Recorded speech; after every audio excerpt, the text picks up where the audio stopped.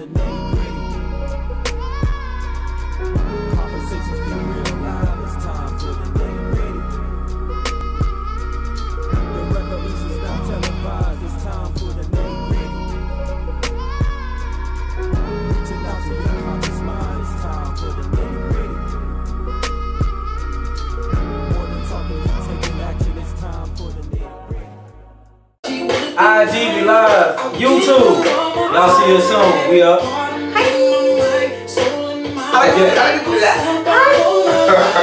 If y'all wondering what I'm playing, this is some Joe, Ride With You, with his Candance Owens, you know, little groove.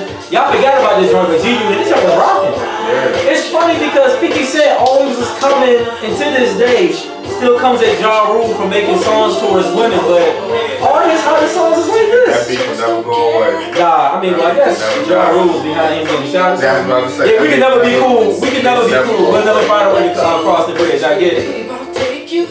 Yo, what's up, IG? We got some people up on there. What's up, Sam? Hey, Sam! Hey, Sam! That's my cellmate friend. Hey, Yeah. alright. This is my joint right here, you know what I'm saying? I'm just saying a little groove. Y'all know about no real music. Joe's the underrated artist. Yeah, big time, big time. He got all kind of hits, you know what I'm saying? Yo, it's your boy, Jerry Costa. It's your girl, Candance. And together we are the Nitty Gritty. We have no stranger. If you've been following the Nitty Gritty for a while, since the very beginning. Since the very beginning, my man Stephen Powell has been down with the show. We got him back on again. What's good? What's good? Thank He's like the unofficial third member of the Nitty Gritty show. You know what I'm saying? He's definitely down. Like between him and like Joni, those like they pretty much part of the Nitty Gritty crew for real. You know what I'm saying? Yeah, doing it big for a minute. So today we got a cool show lined up. I say that every time, but I mean honestly, it's true every time, right? You gotta love your products, right? Yeah, exactly. You gotta love your products. Yeah, this is the one time you actually get high off your own supply. You gotta buy what you're selling. Yeah, right. So yeah, Nitty Gritty show. We got the Democratic debates, right? Unless you're hiding under a box somewhere or you just don't care, but I need you to care. Democratic debates was this past Tuesday and Wednesday. Some interesting information came through, so we'll give our thoughts on that. Gotta talk about Candance Owens. I personally can't stand her, but I do want to kind of highlight this because I think it does address other issues we see going on in America. And then want to talk about rappers being possibly overglorified. You know, we had this. There's no possibly. There's a slight revisionist history with some of the great rappers. I'm gonna probably piss some people off, but y'all know I feel very comfortable in that space. But this is inspired by Glasses Malone. If anybody's heard the song "Tupac Must Die," you know that made a lot of people upset. But I wanna let's venture into that. Let's see where that's going. And then finally, we're gonna end. I'm gonna really tick some people off with this, especially some of you guys. Well, I'm not gonna say who, but y'all know who you are. The folks that body shame in the fitness community, right?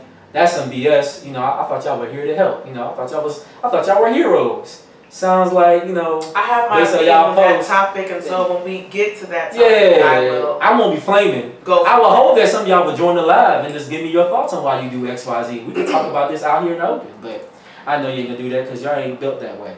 All right, so anyways, moving forward. That's enough shade in one moment. Democratic debates. Steve, I'll start with you. You the guest. I mean, you're not a guest anymore. You know that, right? I mean, this is pretty much second home for you. So how did you feel? I don't know if you caught it or if you caught some of the articles. You know, there were 20 people. Well, it was 10 people per debate, right? Yeah, 10 people per debate. Random selected, which is BS because there's no way you put Biden on the same stage. But obviously, there's been a lot of trouble with what Tulsi said about Kamala and you know how Joe Biden controlled, and you know Corey has some some shots and everything like that. But I don't know, man. I think for me, and I'm speaking as a voter here who's interested in what everyone has to say. It's just I'm just looking for actionable plans here, and I hear I see a lot of attacks on Donald Trump. And to be honest with you, I know who Donald Trump is as a president. I just want to. I don't want to hear any more of that from a Democratic candidate. I just like to see what they're going to do differently and hear what they're going to do differently, without all the rhetoric, if you will. Exactly. Like Cory Booker had a line with Joe Biden. He said, we got a line in Newark, don't dip in my Kool-Aid, we don't know the flavor. I mean, we all know that's not the line. Yeah. Not only is you all in the Kool-Aid and don't know the flavor, so he don't even know the line. Yeah. He tried though. You tried. Don't try. tried. No, that's funny. So, but stuff like that, you try to be relatable and everything like that, and I get it. But I just think today's, and I'm speaking as a black voter, I think today's black voter, for the most part, we are smarter, we are more aware, we're paying more attention than just the quotes and you being black and you trying to come to our churches and everything like that. That's just not going to get it done anymore in 2020, in my opinion. So debates were cool. I mean, what Tulsi said about Kamala, I mean, if you didn't know her record as Attorney General in California, I mean, she clearly put out there, and Kamala was clearly flustered because she clapped back at her in the post. But, you know, her record speaks for itself as an Attorney General, and how she, you know, prosecuted. So I took a lot away from that. That whole Tulsi and Kamala exchange was probably the standout for me over the past week, for sure. Yeah, big time standout. Mackie said, Trump doesn't fight fair. I appreciate my brother, big time Dirt, you know what I'm saying? Xbox community. See how people support? Kat, your opinion? I would just say Marianne Williamson stood out for me. I was able to see when they asked about reparations. I was really impressed with how much, it was beyond just great. Like, not only did she do her history, but she understands the ramifications that slavery caused on black people. And she actually, you know, talked about it from a place of solution, being solution oriented. And I feel like, unfortunately, I don't think she's going to resonate with other demographic. Obviously, people don't think black people are worthy of reparations. And most people don't really understand history. They just know, oh, blacks were enslaved. They don't understand that after slavery there was Jim Crow. After Jim Crow, there was, you know, the prison pipeline, and they just don't understand all the systems that have been set in place to keep black people down, and how we are still at such a disadvantage in the race of economic, you know, wealth building compared to white people. And I feel like many of them think that we're not worthy, and they feel like we should just pick up our feet and pull the strings by the bootstraps. And I love the bootstraps. Yeah, like, so I like her answer. Yeah, like, and I think the thing about Marianne Williamson, staying there for a second, she's an author much more so like in the lane of like a Robert Greene, someone who's actually like an educated author, because everybody writes a book these days, but someone who actually does the research and understands what they're writing about. She falls into that lane. And also, I think people got to understand this, right? Because, you know, there's a lot of talk about there was slavery in other times of history, and there was slavery in other countries. But what really differentiates American slavery from the slavery you see in other places is, one, indentured servitude means you're a slave, but your kids can still be free to go do what they want to do. And you can actually eventually work your way out of that slavery. That wasn't in place in American slavery. There was no working your way out of it. There was no, okay, yeah, I'm a slave, but my kids will venture off to do what they want to do and maybe live in a plebe system where they may not have the full access to everything, but they're at least free. American slavery literally enslaved you in generations after. And then, of course, not to repeat what Kat said, but then the ramifications of how we try to solve that slavery, which is not solving it, which is, you know, we've seen the creation of the prison pipeline, we've seen Jim Crow, and then that's not solving equity and racism to not address, to just address equality, right? Mitch McConnell thinks equity is solved because the equality of a black man being able to run for office and win. That's a great thing, but that only fixes a very small part of the issue. When we still have systematic redlining, voter suppression, and things like that going on today. And even when you look at what the security councils and committees in America had to say about Russia's involvement, they were very clear that it targeted black voters. You get what I'm saying? And then on top of that, you have Republicans targeting black voters. So there's still a lot to be done. And let's be honest, you had Europeans, primarily Jews, that were paid reparations as a result of World War II. These are folks that weren't American citizens. These were people who have fled to America. Somehow they got reparations. Japanese Americans got reparations. Native Americans, to some degree, they're still getting screwed over, so let me not take away from their current problems they're having. So America's paid dollars before, they just don't want to see us get them. Let me see what my man Chris McKinney had to say. McKinney's! Hey, yeah, I love the McKinneys. That's another couple that we love up here. And we want y'all to come here. We love the Powells too. Y'all trying to get us some Chris said, have y'all watched the reparations Capitol hearing from a few months ago? I did not. If you haven't, check it out. I will have to check that out. I heard of it and I meant to watch it before and I still didn't watch it. So Chris, thanks for bringing that up again. I was going to ask a question to both you and Stephen because I don't want to be long-winded on the Democratic debates, but in your opinion, who do you think is capable of winning and doing a decent job of running the country? Not great, but at least decent. Cause I have thoughts on that. So Chris, I think for me, I want to know who's capable of. So if I have to be realistic about it, right? As of right now, I don't see anyone. To unseat a sitting president is very difficult. Yeah. And then we're talking. I mean, we're also talking about unseating a president where the economy and the unemployment rate at this point has been the lowest it's been in a very long time.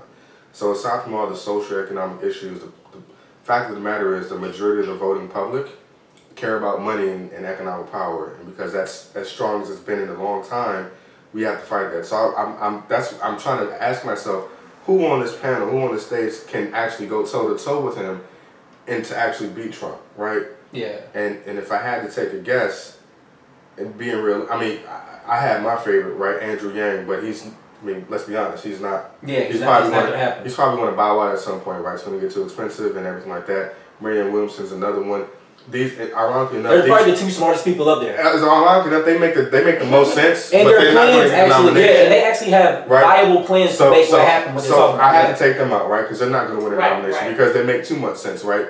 Too much sense is a radical idea. Exactly. Too much change. So I have to. Okay, so y'all see why I like this, brother? Then I'm left with Warren, Booker, Kamala Harris, and to be honest with you, I think what Tulsi did to Kamala the other night really hurt her. But it's early on, so she might get the rebound. And Biden, and to be honest with you, I think it's going to be a three-legged race between Kamala, just because Biden and of course Bernie.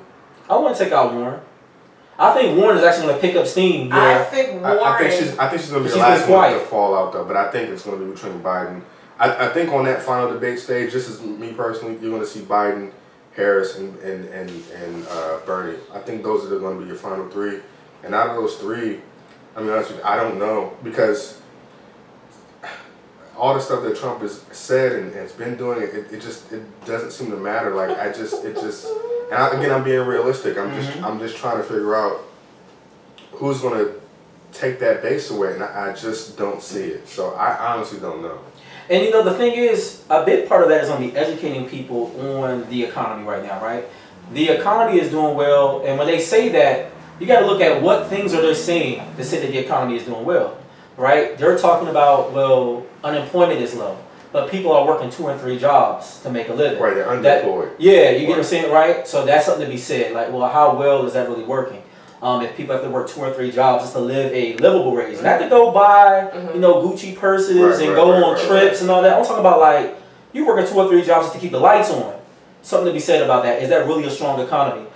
But you're asking people to read past the headline. Yeah, that's true. The majority of people don't do. All they say is drop unemployment rate down. They don't go, well, unemployment rates are down, but X, Y, Z. But so what I mean, and that's what the base. That's who Trump is targeting. The guy said the other day, we're moments away from canceling out AIDS and childhood cancer. How? And everybody just clapping. Oh my God, we can't wait. He never says anything. He says anything out of his mouth, and people go for it.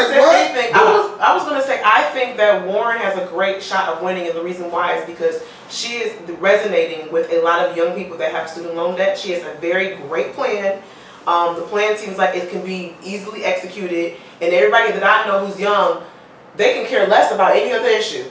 If they feel like if there's a possibility that, you know, I can get out of debt, because her plan basically is if you make less than $100,000, then there's a way for you to have debt elimination, which is pretty much 80% of student loan borrowers. So in their mind, and most people may think it's irresponsible to vote on just that issue alone, but for most people, to your point earlier, economic power, generational wealth building is very, very important. So they can care less about anything else. If it seems like I have the ability to get out of debt, put myself on the map, you know, raise a family, live a better life, then I'm going to go with Elizabeth Warren. So I think that she has the opportunity to really win it all. Out of all the issues that may be present, to be honest with you, for most Americans, money is number one. So the majority of Americans, millennials, are dealing with student loan debt. If she's able to get them to the polls, I think Kat has a great point. If Warren can get them to the polls and continue to lay out her plan for that, I think she's right, because I haven't heard anyone else lay out that kind of plan. Yeah, I agree. You have doctors and lawyers who have insurmountable amount of student debt. They make great money, But by the time Navient get to him, yeah, baby. Sorry, public service announcement. And I said this before. All of this hacking, Capital One was hacked, Equifax was hacked. Why aren't people hacking Navient? I'm done. I just don't understand. Like, strategically, we would be happy to hack. And that brings up we would be happy for you to hack. That brings up another, I don't mean to sound like a conspiracy theorist, but that brings up another point. That lets me know right now that the hacking is being allowed. Because if Capital One can be hacked, if a credit bureau can be hacked. That's what I'm saying. You telling me a private loan company can be hacked? But a lot of that has to go with, they're talking about Russian influence and stuff like that. And I don't want to ignore our Facebook viewers. Okay. No, it's cool. Marvin was saying that hurt her big time. He was referring to your comment about Tosi and the to Kamala. Sure, Also, he said it doesn't matter that they will come out, Trump people will come out even stronger for Trump. And that's probably true. Chris said that Biden is the only one that can actually tap into the silent Trump voters. I wouldn't say that. And, you know, I do want to say something concerning economy and, I mean, I guess this infatuation with Biden. Don't get me wrong, Biden is a somewhat solid candidate, but you would have to pair him with like a Booker on that ticket to make it work, or someone else. I think Biden needs a female vice presidential candidate with him. I think if Biden won the election, Warren would be down for it. If Biden won the Democratic, it would have to be Warren. I think Harris's record as a prosecutor is really going to be the reason why she can't be trusted. But I think if Biden wins the nomination, which is obviously possible, I think Warren has to be his VP for sure, because she's a woman, the student debt thing. I think in order for them to have a chance of beating Trump, it's got to be a Biden-Warren ticket. And to be honest with you, if Warren won, I would say Biden, but Biden's not going to do another bid as VP. He's probably just going to bow out. He doesn't, In addition to not being able to trust Kamala's prosecution record, which we know she can't be trusted based upon the facts. I think people who are black, they do not, overtly say it, but they feel like they can't trust her because she's not married to a black man. There is something to be said that when you marry, to the before, it's an economic decision. When President Obama took office with a black woman, Michelle Obama from South Side of Chicago, it made a huge statement. I really believe had he would have been in office with a white woman or a woman not 100% black, I think that his legacy. He said the same thing.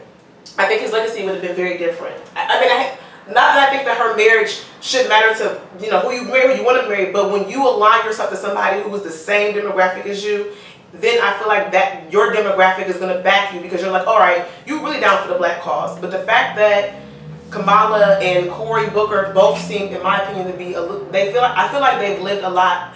They lived a life of privilege, and they probably are used to being one or the only one of a few, and I feel like they don't have that same connection to culture as maybe Barack did, because at the end of the day, Barack had Michelle Obama from the South Side of Chicago. I hate to agree with you. But if Obama was married to a white woman, he wouldn't win that presidency. Now, question. Because I hate to agree with you, but you're absolutely right. If Obama was married to somebody named Sharon, but no one would have been president. Now, quick question though. So does that hurt or help de Blasio, considering his wife is black? Mayor de Blasio from New York. So let me tell you what hurts de Blasio. What hurts de Blasio is his dealings and how he's dealt with NYPD corruption. So now you're talking about a local official who clearly has mismanaged everything. That's the issue with both local officials. Even Buttigieg has the same issue. We're not even talking about the Eric Garner thing. We're talking about NYPD overall and their overt corruption. So now you're going to put him in charge of federal law enforcement. I think that's where de Blasio is going to have a real tough time in trying to convince people. I'm sorry. No. Christopher said. Christopher was agreeing. Yeah, and then Marvin said it don't matter. I mean, and it should be so. No, he said it does matter. Oh, it does. Yeah, it does matter. Yeah, Kamala. So Obama's wife had been white, and it affected black women voters, and now Kamala's husband being white, black men are going to look at her like, oh well, Can I also say one more thing? Sorry, because stick with the Democratic debates. Go ahead. Well, okay. I know you want to go to that relationship stuff again. I know where you want to go. Go ahead. It's not relationship. I was going to just say, I hate to say this too, but I also think because Michelle Obama was not only a black woman, but she was a brown woman, that also made a different statement. She was black. Because no, and I hate to say it that way, but I feel like if he would have had an ambiguous type up in there, it'd be like, Oh, but again, I'm not gonna go down that rabbit hole. Okay. I already know y'all trying to take it, but we ain't going there. Where she's going. What she's I feel her. The optics matter. Yeah, the optics do matter. Optics matter. Sorry. So, and Kamala hasn't asked about her husband every black outlet she's been to. So it clearly matters because they've asked her all the time, why did you? No, but she specifically wants to talk about the tone of the color. I get where you know, because we didn't talk about it. We haven't talked about the brown skin girl thing, and it's fine. Yeah. But the point I'm trying to make is that the reason why I feel as though I feel strongly about it is because oftentimes image plays a large role into unfortunately how people are selecting their significant other. And we know that when you are in a high political figure, your image and who you select is a big deal. Basically, if you want a black president, you want them to be black. Through and through. We want to know that we can trust you. We don't want you pulling out hot sauce. Otherwise, you're just going to elect the white person. I get what you're saying. But and then going to some of the comments, Chris said it doesn't matter. Well, he felt like de Blasio doesn't exhibit. Yeah, he's right. Blasio got too much money in Wall Street, so yeah, and then his connection to Wall Street. Yeah. Marvin was also saying the truth. As fuck. Yeah, you're right. That's true. Also, he said optics matter. Yeah. I mean, it just matters. Like, does your hair kink up at night? You know what it means to sit with a bonnet on? Stuff like that. I need for you to understand that kind of stuff. And Michelle Obama's ability to connect with black women post White House, I think, was another reason why he was reelected. Yeah. Because she got out there and talked about being a mother of two black, you know what I'm saying? It all matters. It does help. One thing I want to go back to with the concerning debates, something was wrong with money. And I wanted to bring this up, right? Talk about the economy. Very important though. Yes, we know that people are working multiple jobs to make ends meet, but the other thing they consider the economy, the big grading fact they've been trying to use on the Republican side is how well the stock market is doing. Here's the issue with that. When you start talking about the stock market, it only works for those Americans who own stocks. I was about to say, it only benefits a small percentage. Also, and then that goes into the thing where I've talked to a lot of black voters out there that say, well, you know, Trump is doing the right things out there because he's running it like a business. And that's true. The stocks might be up as a result of running it like a business. But here's the problem. You're not running a business, you're governing a municipality, right? And here's the thing about municipality versus business. It doesn't make sense for me to put a FedEx or a UPS, and that's why you won't find one in the middle of nowhere across the country. It doesn't matter if it's the middle of nowhere Kentucky, middle of nowhere Idaho, right? But guess what you will find in every zip code? A post office. Because you're trying to take care of your constituents and various people that you support in that municipality that you're governing. So therefore, you don't make a business decision when you're governing people from the standpoint of state and government, right? Yeah. That's why the business mindset doesn't always work. Because as a business, you don't spend money where it doesn't seem valuable. But when you're taking care of the American people, sometimes you'll spend money in environments. Like, you may not see the benefit from putting more money in schools in a place like Baltimore. And you may call it a rat hole infested place to live.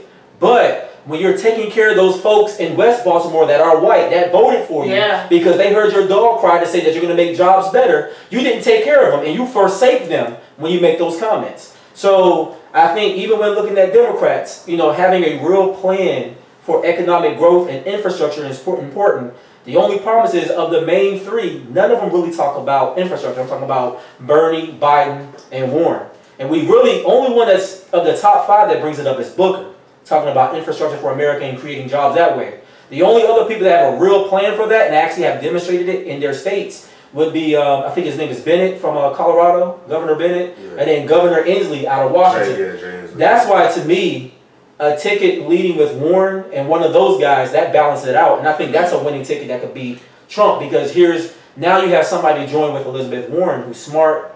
You have a woman, which we more than deserve a woman to lead, especially if they're applicable. And then you put somebody next to her that kind of like brings it back to the middle. And she hasn't muddied herself in all the back and forth. I think that's what Warren has over others right now. I haven't really heard much about women's issues the way I would have liked. I feel like that should be something that's very important, because in this day and age, can't nobody tell me when I can get an abortion or what I can do with my body. Like, come on.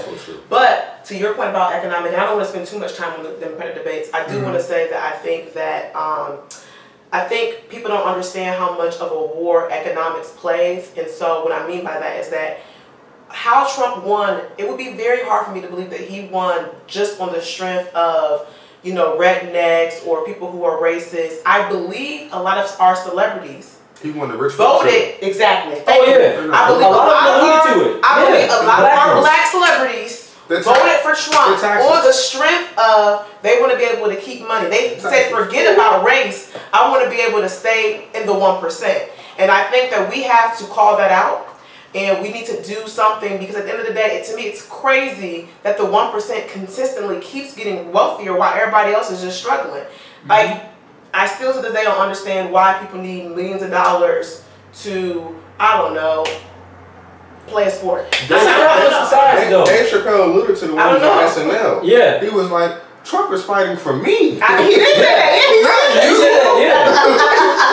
Yeah, I mean, and yeah, it's something to be said about that. I think I don't have a problem with people making millions of dollars. I just think I have a problem with folks making millions of dollars via business owners, right? But then you're getting tax breaks even though you're creating jobs in Mexico.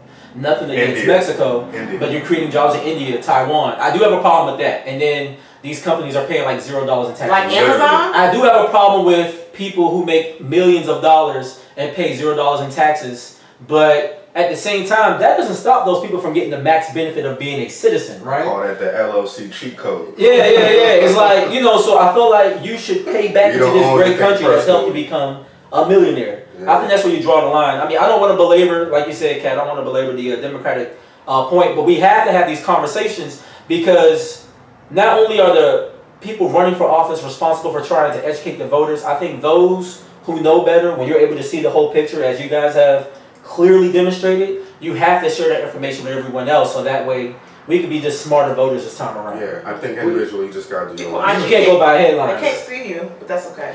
They don't gotta see me. You know what I'm saying? This is Jacob Costa. You know what I'm saying? Ain't nobody special here. You know. Next thing, you know, since we're talking about debates. Right? Candance Owens. Trash. $250,000. I'm with Stephen. There's nothing else for me to say. Next topic. I will say this about Candance, right? And I don't know if anybody else has said it or heard someone else say it, so I'm gonna say it again. Candance and all these folks that want like to crawl attention, you only expose the fact that you're here for the attention, you're here for the praise. Why would you challenge Cardi B when you could charge Roland Martin? You know what it is. You can't understand stupid. I say it all the time, right? You're right. I'm and this is my personal opinion. Candance Owens, Sean Hannity, Mark Levin, if you know him, Tommy Lauren. I'm gonna be. This is my personal opinion. They don't give a shit about politics. They don't. No, they don't.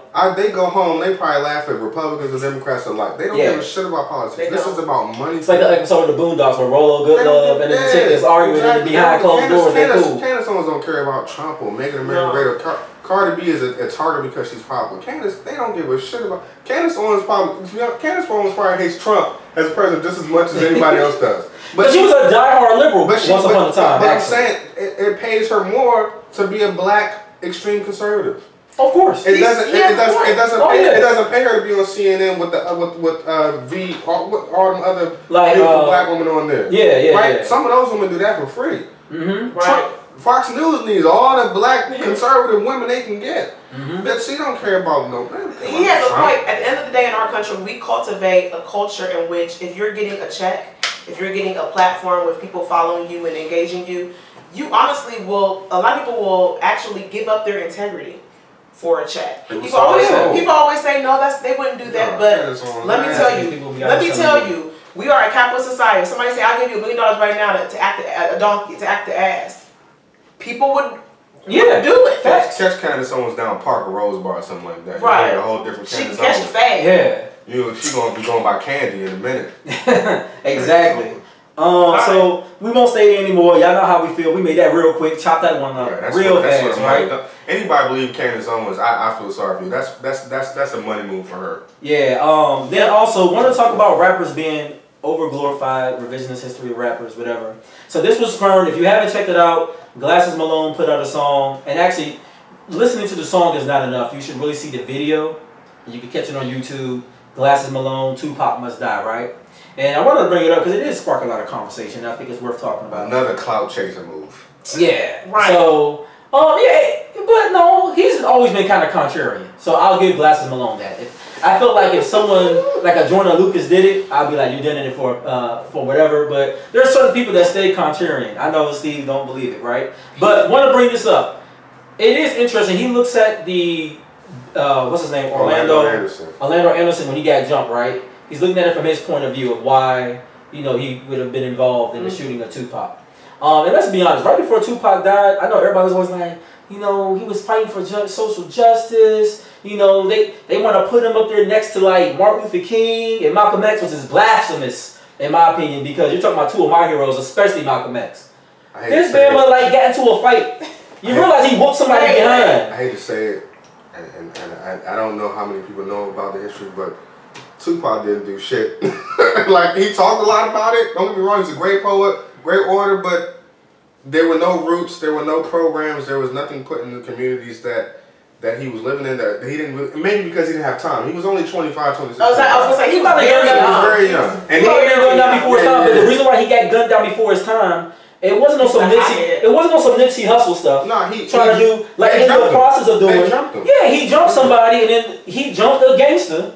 So you can't jump somebody that's in their life. They don't care that you're a rapper. They don't care that once upon a time you wrote a poem that sound positive. Maybe you had a speech that was kind of positive. And no, he's like, you trying to be a thug now. You better get this thug treatment. And Glasses alluded to that. So if Orlando had went back around the way to the Southside Compton Crips and not done anything, he'd have been clowned. Oh, you got jumped by the rapper. And then it would be tried even harder for the fact that he allowed that to go past. Not trying to justify black on black crime, because we know we ain't about that over here. Sure. But you can't go back and forth in the lifestyle. And that's I think my issue with rappers. It's like, okay, if you're gonna make the change like a Trigger Mike. Make the change like a Jay-Z or somebody and really be about their life. But don't be going back and forth. One day you hood and you jumping people in the mall. Next day, Trigger Mike is the big guy that has that show. Killer Mike. Yeah, I'm sorry. I call it Trigger Warning the name of the show. He is very interesting. Yeah, so he's also another walking contradiction, but he acknowledges it, which is. I mean, he's like, yeah, I do this, but I do this. Yeah, I like strippers, but at least keep it real. You know what I'm saying? And he's very interesting. I find him. He engages my thoughts. I put it that way. Like I watch him and I'm like, wow. He's a conundrum for sure. He's very multi-layered. Yes, he is. Yeah. Very smart. But at least he's putting money behind the more positive things he believes in.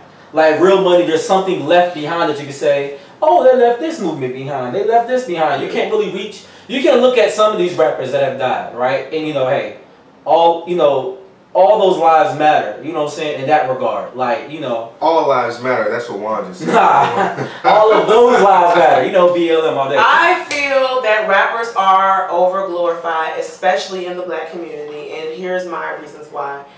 People always argue me down. Your friend argued me down last time about this whole topic about why do you feel the responsibility should be on rappers, it should be on parents, yada, yada, yada. Nonetheless, we know the power and influence that music has, and when the thing that pisses me off is that the rappers that are getting the notoriety, the respect, the airtime is mumble rap, Percocet, Fleet. What song did we hear yesterday? And I listened to the lyrics. I'm like, those are so basic. It was like he listened to 2 Chainz. I forgot what song it was. In the studio, I come up with this ish up in the studio.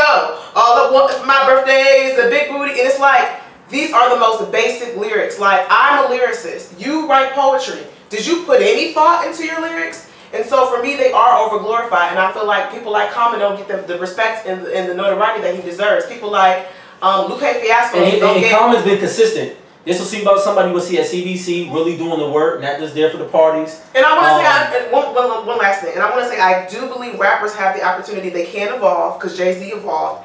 But I don't like the fact that the market talks about the same things over again. Drugs, money, like, black people are multi-layered. We are a very diverse group of people. Can we talk about something else? So I want to get to that too, but you want to talk Yeah. So Chris put out there, Tupac was battling his inner demons. His past was real conflicting, facts. He was a walking illustration of what happened to the black community from the 60s to the 80s. Yeah. And I see a lot of that. And also, he said certain rappers are over-glorified, but hip-hop culture isn't. Unfortunately, Chris... I see what you're saying. But wait, can we have the caveat? What technically do you define as hip-hop culture? Because to me, hip-hop culture is different than what is mainstream. Yeah, facts. So, no. There's rap culture and there's hip hop culture. Hip hop, Tribe Called Quest, De La Soul. But is that what he's talking about? I'm pretty sure, Chris.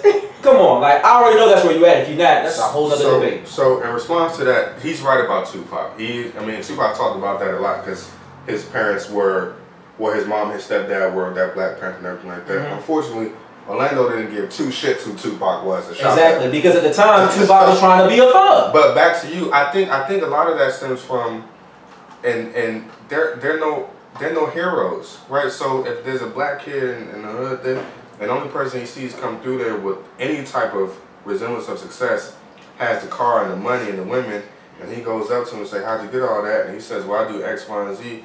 That becomes his hero. Like, there are no heroes. And then you have somebody who should be a hero, right? Your councilman or your mayor, stuff like that, come through, and they don't have these things that the kid glorifies.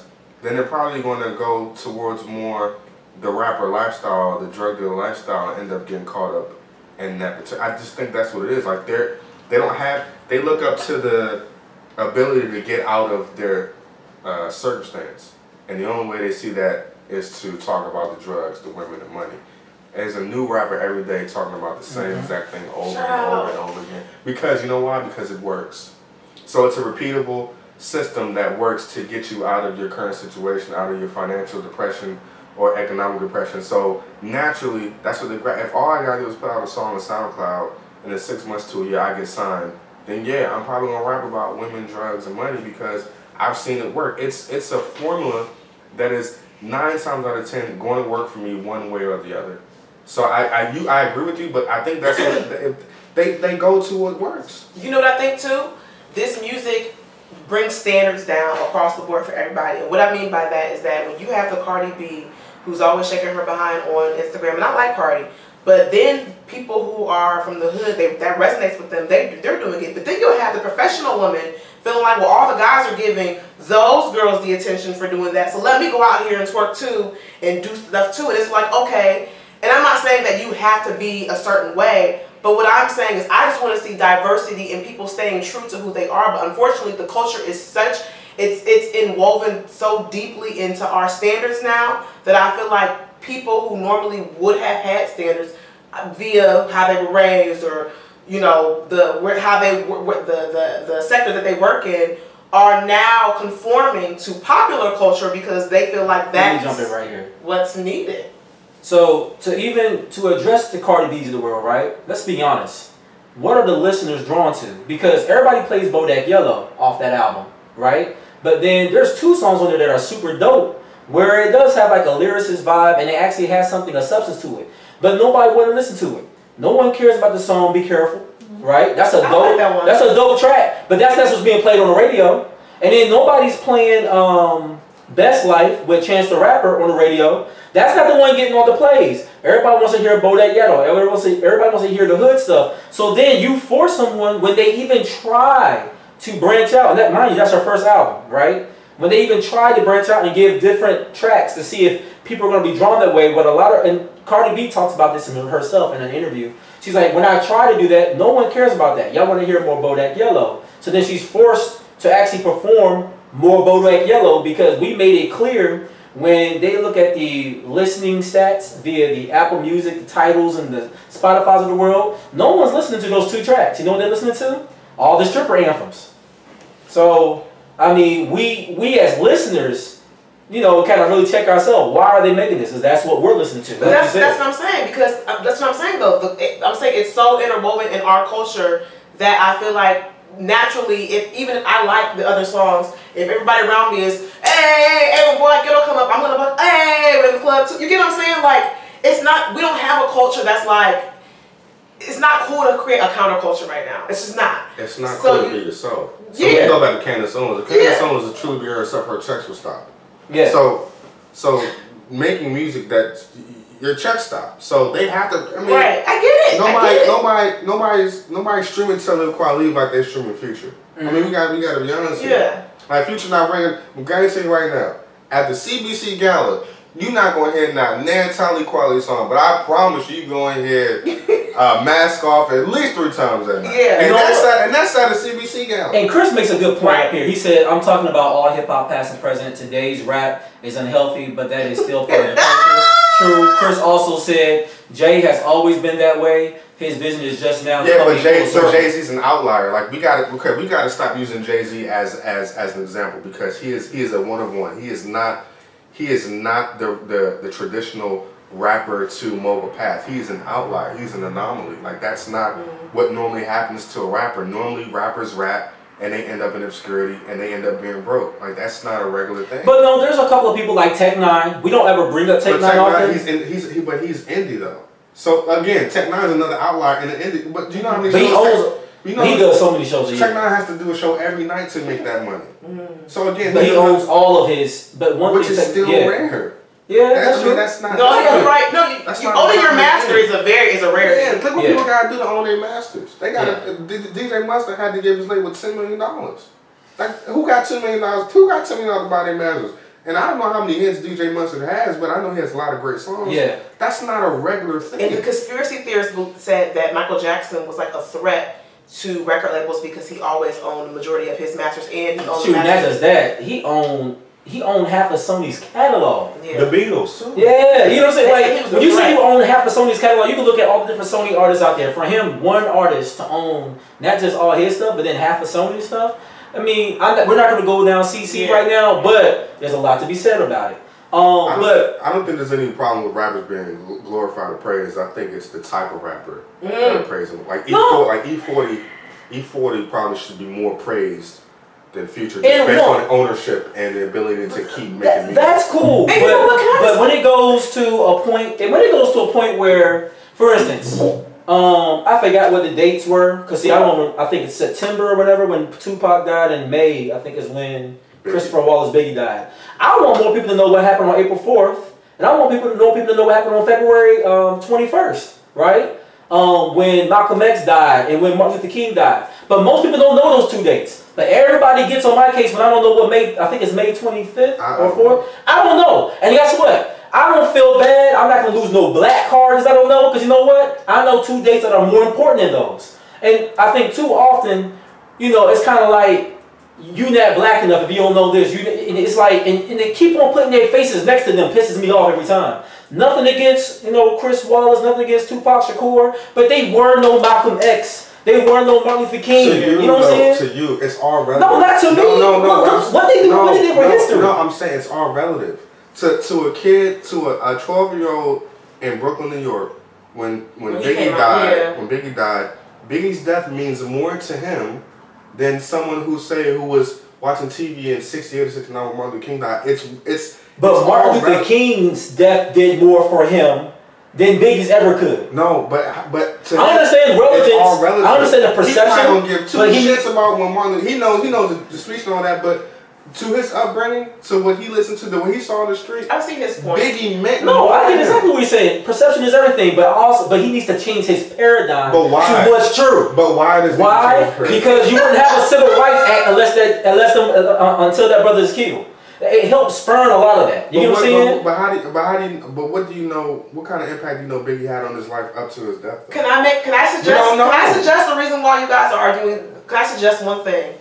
The reasons why Tupac, Biggie, Martin Luther King, Malcolm X are all such great heroes to us is because they got killed early. I believe that if these men were to have lived a longer life, I don't know if they would have gotten the same flowers. Martin Luther King probably would have been like Jesse Jackson. No. And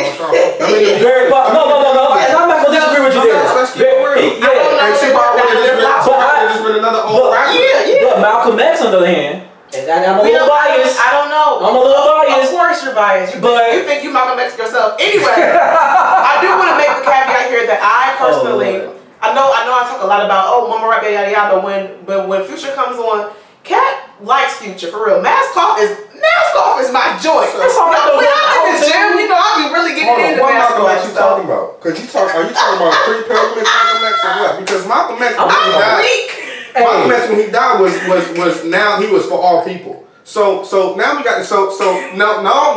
You look at me. Go ahead. So Malcolm X was still alive. He wouldn't be the militant person that you. No, I actually celebrate Malcolm post the pilgrimage. Okay. Because his separation, I actually applaud his separation from the nation. We got a lot of people that do that then. So, but you know what I'm saying? So like, I actually am a Malcolm X fan primarily. So you know, but I appreciate the whole journey. You know, from the time he was Malcolm Little, right, to the end. I actually appreciate the whole journey. A lot of people don't do that, but I actually do. Yeah, Chris said Biggie and Pac helped define a culture, which is true. But I also think Malcolm X and Martin Luther King helped define a movement of civil rights and activism. Yeah, those two have a different impact, and those two have a different impact. But again, it's relative to the person experiencing it. That's all I'm saying. And I think the reason why, and I'll end here, the reason why out of all the people we just named, King has a monument down in Washington is because King single-handedly kept going to the White House so that we, as Black people, can actually vote. We have to give voting. We have to get back to Martin Luther King. They credit him for that. But Tupac got a monument in Georgia. So we can't use that either. Like, but it's different. No. Sorry, Stephen. But the national mall versus Georgia. Come on. You talking? Georgia monument compared to like Jefferson. Washington. White devil's advocate. You know what I'm saying? Like, Tupac gonna have a street. The national mall is the national mall. And Tupac gonna have a street named after him every country in America. I mean, state in America. Look, we got around roughly 15 minutes left, so we'll move on. But I would like to hear more thoughts on this.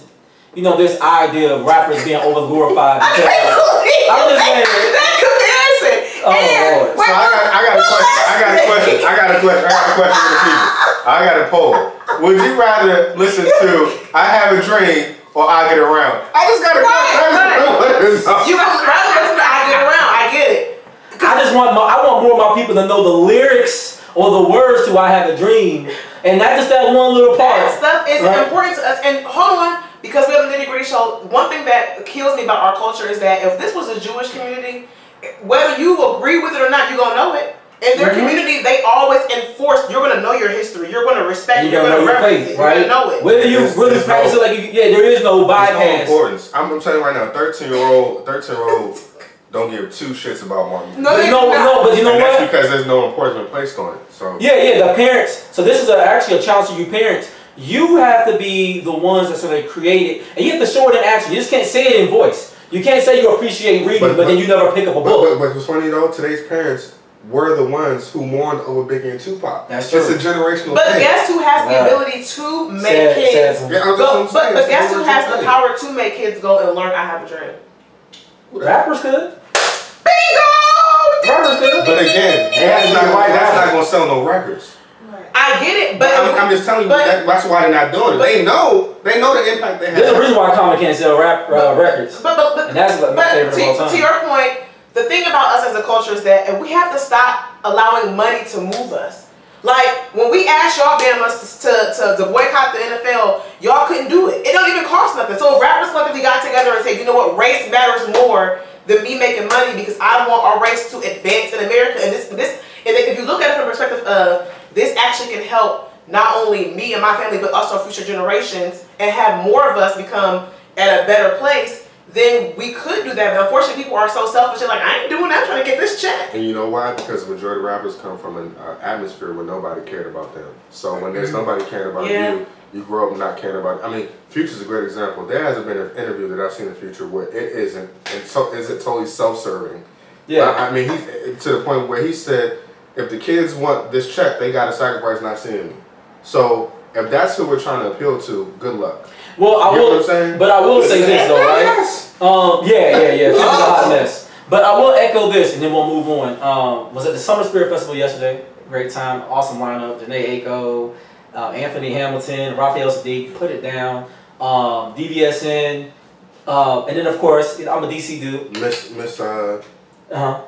had Go. Oh yeah, and then Janae Aiko, Belladonna was there, represent DC. But then we also, I'm gonna get to it. Let me finish my statement. And then also Backyard was there. Big G made a really good point, right? He did. Played Sim Charles in the Wire. For those that may not know about DC Go-Go, you've definitely seen The Wire. He made a good point. He said it's time for people. Sometimes people don't grow up in a good environment, like Steve brought up. Sometimes you may not be privy to the exposure you need to do better. But there are people that do better. And if you do better and you know better, can you please take time to give those brothers a hug? can you please take time to volunteer with those young men and those young ladies to help us see a better way? If your rapper won't do it, that's cool. There's plenty of you living in every city in America that know better, and you do better for yourselves, do better for those children. Steve, I know you're about to say something. Let me read this real quick. Christopher McKinney said, I think if people talk more than I guess he said talked about more than the I Have a Dream, Dark and Cream would have seemed more relevant and attractive. True. The three-dimensional life. And I appreciate that comment. So to your Big G point, Big G is almost 50 years old. Or it might be 50 at this point. Maybe. Again, we are talking about someone's ability to relate to today's youth. Right. Right? Go-Go was different in 2019 than it was 20, 30 years ago. No, it was just a point that he made. You know what I'm not saying he's the answer. The problem with Big G making that point is Big G wasn't talking like that at 24, 25. So I'm not saying I see your point. He grows, right? He grows, right? But the niggas in the hood related to 25 Big G. This Big G now, he washed up, and these niggas, they don't want to hear that shit. Just get on the mic and do the song. Actually, everybody clapped them up. You know what I'm saying? I'm talking about, but the people there were grown. The people that you're trying to relate to are not going to the Spirit Fest. I see. The minds and the lives you're trying to influence are not at the Spirit Fest. Think about where you were when you were 25. Well, we know what the problems are. But what's the solution? Big G was literally, and you talking about the Spirit Fest, was literally in Columbia, Maryland, telling a bunch of old niggas to give another old nigga a hug. His demographic that he was trying to reach was not at the Spirit Fest. No. That's what I'm saying. No. But he specifically told all them old niggas, as you say, and all those well-to-do people was take what you've done so well and reach out to another young person. Do you know what happens when them old niggas go to the hood? They get lashed out. But you know what? But you have to be consistent. You can't say, you know what? Well, I'm just gonna get laughed at, so we don't do nothing. Or they get. I'm not. I talk to people. I don't care how corny I may sound to somebody. I'm not gonna stop sharing this knowledge. You know what I'm saying? Because it's not for me to give up. I'm just bringing up a true point here. No, I understand that Big G's words don't resonate today as much as when he was screaming out Hobart. But that's not going to be the resonating track. But that's not going to be the resonating point. The resonating point is we always challenge our people to be better. We understand, but we got so many problems in the black community. But at some point, somebody needs to hear something that's going to inspire them. And at the end of the day, it takes action. So let's take a drug dealer for a minute, right? Any drug dealer who's 50 years old, who goes to the hood and says, "Don't do what I did," right? So now you're talking about a man who's probably been in prison, who's done time, who's lost all his money, who's telling a bunch of 14 and 15-year-olds, "Don't do what I did." The problem is, and today's teenagers are smarter today than they were when we were that age. That 14, 15-year-old is like, he's only saying that now because he lost everything. Yeah. If he was still in the game making money, he would not be coming around here talking to me like that. So my question to you is, are they forsaken, or do you believe we can do something else? What I'm saying, because I want to get down to the nitty-gritty of how do we take care of these people. It's just like Russell Simmons telling us money don't matter. Well, done, nigga. That's more of the problem. That's more of the problem. So what I'm saying, I hear what you're saying. Right. What I want to ask you is, what do we do to fix it? Because you're not the only person that talks like that. And you bring up an interesting point, a valid thought. So what do we do to fix it? It has to. Someone closer to that age range has to come into those areas, into those depressed areas, and say, "This is how I did it." So you have to have someone who has some modicum of success up to a certain point by 20. And I know it's rare. And what I'm saying is radical. It's not that rare. What I'm saying is somebody who's 25, 26, who didn't sell drugs, who didn't kill nobody, to say, "Come back. Look at what I went to school. I did X, Y, and Z, and I made it out." You don't have. You have to find somebody in the middle of the heights of their success, doing the right thing. Who do you think we are? We are those people. We are those people. But you are not going to down the southeast talking to people on a regular basis. But not on a regular basis. Hold on, but that's an interesting point that's even made, because I feel like maybe the reason why the black community was different back in the 60s, and you said it before, is because you had lawyers coming back. You had lawyers. Those were the heroes. Yeah, like they were forced. The preachers were the heroes. They were forced to live among, socioeconomic status didn't matter back in the 60s. It was like we were all black. So you had a lawyer living next door. You had a doctor living next door. And so the money was circulated, and you saw people who were successful, and they weren't necessarily like drug dealers. So you had opportunity, and you had you had the ability to say, you know what, I don't really want that lifestyle. I want this lifestyle. Whereas today, you don't see that at all, and they're not going to the hood because doctors are like, I'm not going to the hood. You go down to Mississippi Avenue right now, or Alabama Avenue, Southern Avenue, because I used to live over there. I'm gonna tell you who the hero is right now, Shock Glizzy. So Shock Glizzy is almost 30 years old. He's a rapper. You know what his A-list is? El Jefe. So Shock Glizzy coming back through the hood in a Maybach, Maserati, whatever, pockets bulging out. And the reason why his pockets are bulging out because he's rapping about drugs. In the middle of his success, in the middle, he's going back to the hood in the middle of his success, but his success is based on talking about illegal activity. That's what they see.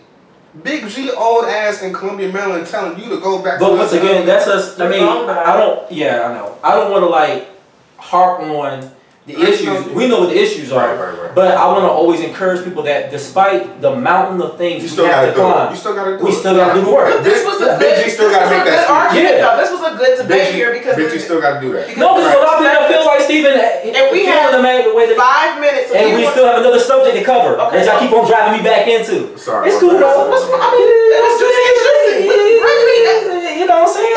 The topic is juicy. It's juicy. No, but there's a lot of people that feel that way. I get it. It is a lot of people that feel that way, but at some point, we have to get past that feeling. Right, still got to do the work. And you still got to do the work. You know what I'm saying? Like, I think sometimes we get so discouraged, and there's so much coming at us in this country, we get discouraged and we like to stop trying to do the work. You get what I'm saying? I don't want people to not want to do work. But we're not really going to the block like that. So. Chris McKinney said, check out Rat Brown's Politics of Education speech. He addresses how to reach out to the people. And then Chris also brought up what would explain, but it's a lot to say. Yeah. It's a big topic. Yeah, it is. And I think we have to probably revisit this topic again because there is a lot of people that feel as Stephen has said, and it's kind of like, you know, at least you could say, oh, we know we need to do work, but there's some people that can't get past that. Right. They can't get to the work. And I'm thinking of myself, right? Russell Simmons telling me money doesn't matter. I don't want to hear shit he has to say about money. Right. Because he has too much of it for it to matter to him. Right. You understand what I'm saying? So he was able to leave the country when he got in trouble. It's kind of like the equivalent. That's the point. It's the equivalent of me and you telling somebody who eats McDonald's on a regular basis, like, McDonald's doesn't matter, you should probably go to like the Whole Foods or whatever, and then to them it's like, well, this sandwich cost me $1 and that's all I have. So in their mind, they're like, you can't even empathize with the reason why I ate McDonald's because you have more money. Great segue, body shaming, because we only got like 3 minutes, okay. Right? Cool. All right, body shaming. Everybody knows that we've seen some people in the fitness community, some of them not actually certified to do fitness, some of them who haven't actually gone to school, like our very own Jonine Ford, who's actually like a dietitian, who actually went to school for nutrition. You know, like she has multiple degrees in her field. You know, you have some people that they go to like a weekend conference, they learn something about a shake, and then, you know, they body shame folks, right? Well, I'm talking about somebody specifically. I haven't said no names of organizations, but if the shoe fits, right? So we have a lot of people. I've seen posts where young ladies say, right? No, I've seen posts where young ladies say, oh, young girls, stop pulling your shirts up over your waist. You know what I'm saying, like that. I've seen men come at dudes talk about, with that dad bod. Yeah, you got a dad bod, blah, blah, blah, blah. But if your goal is to make people healthy, right? Sometimes, yeah, a nice end result would be an 8-pack and pecs and all that. But for some people, if they've been grossly overweight, or sometimes weight is not an issue. You got people who are skinny fat, right? They may look fit on the outside, but then you look at their visceral fat, when you start looking at family history, and guess what? One size don't fit all, because I know a lot of you thinking like, oh, I address that. No, you don't. Because when you start looking at what nutrients and what things are really needed to solve hypertension, when you start looking at like high cholesterol, people have to go see real medical help for that. And there are people out there that do that work. But let's not body shame. Because some of y'all was just as fat just like 6 months ago. And then some of y'all keep on losing the same 25 pounds. And you've been a part of your XYZ community for how long? So just like quit it. I know I just went in. I probably made some people feel uncomfortable. I just want to say that I feel like if you are soliciting new clients and you are of the fitness community, I don't think that approach is helpful at all. I think it's very negative because it's almost like kind of like why Planet Fitness has the whole like, you know, more positive atmosphere, whatever. Like, losing weight is hard. There's nothing easy about it, and at the end of the day, it's genetic based. There are some people who are predisposed to being bigger just because of their genetics or what so have you. So I just feel like if you are soliciting, you know, clients, to me, it's always best to be positive, to be in the, you know, be a community, you know, open up a community to them and make them feel like it's possible, and be with them every step of the way, because a part of losing weight or just getting in shape is not necessarily your physical, but it's your mental transformation, right? Because it's denying yourself a food that you're accustomed to. It's changing your outlook and how you think. So that's just my 2 cents. Yeah, it's a lifestyle change, and that's to Kat's point, you brought it up too. I think weight loss is not, it's also more scientific than just working out, eating the right way. You have to know someone's body makeup and exactly. So to your point about everybody being a fitness expert, they haven't done the work like Jolene has to understand dietary restrictions and things like that. Macros and so the body shaming from the fitness community, I wouldn't even call them fitness experts. I would just call them social media whores, right? Because they look good, but they don't even know what's going on inside their body. They just have the exterior done. So they don't even know they don't even know if they're still pre-diabetic or if their hypertension is under control, right? They're in the gym. But I know a lot of people who go to the gym and their diet's still trash. So but they work out enough that they have temporary results. They literally eat bad and go work out. So that's counterproductive. So I think it's trash. And also, I say this is my last point.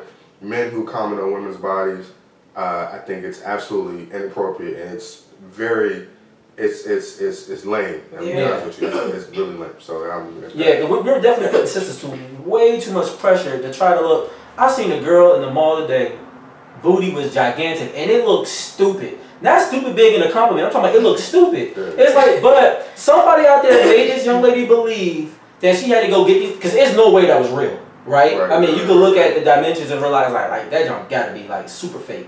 But you got young ladies out here doing harm to their bodies because of this. You know what I'm saying? And you know, people they go through like all kind of gymnastics just to get the right angle to look thinner or thicker than what they really are. And it's like folks can't even just take a regular picture. You know what I'm saying? And it's all rooted in the body shaming and in trying to create these stereotypes that people can't really live to on a daily basis.